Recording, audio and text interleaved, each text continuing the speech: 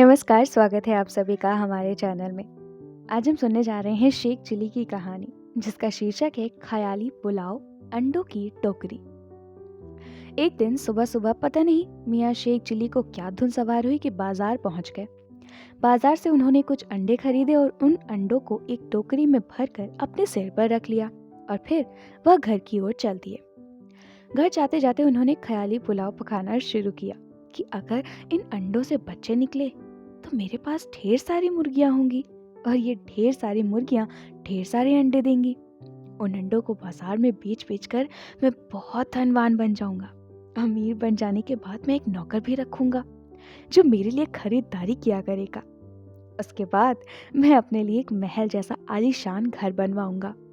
उस बड़े से घर में हर प्रकार की भव्य सुख सुविधाएं होंगी। भोजन करने के लिए अलग, आराम करने के लिए अलग और बैठने के लिए उसमें अलग अलग कमरे होंगे। घर सजा लेने के बाद मैं एक गुणवती, रूपवती और धनवान लड़के से शादी कर लूंगा। अपनी पत्नी के लिए भी एक नौकर रख दूंगा और उसके लिए भी अच्छे अच्छे कपड़े, गहने वगैरह खरीद दूंगा। शादी के बाद कुछ ही समय में मेरे 5-6 छोटे छोटे बच्चे होंगे। बच्चों को मैं खूब लाड प्यार से बड़ा करूंगा और फिर उनके बड़े हो जाने के बाद उनकी भी शादी करवा दूंगा। फिर उनके भी बच्चे होंगे।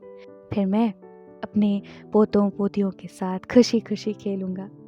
मियाँ शेख चिली अपने ख्यालों में लहराते, सोचते, मंद मंद मुस्कुराते चले ही जा रहे थे कि तभी उनके पैर पर ठोकर लगी और सिर पर रखी हुई अंडों की टोकरी धड़ाम से जमीन पर जा गिरी। अंडों की टोकरी जमीन पर गिरते ही सारे अंडे फूटकर बर्बाद हो गए। अंडों के फूटने के साथ ही मियाँ शेख चिली के ख्याली पुलाव जैसे सपने भी वही जमीन पर टूटकर चूर चूर हो गए।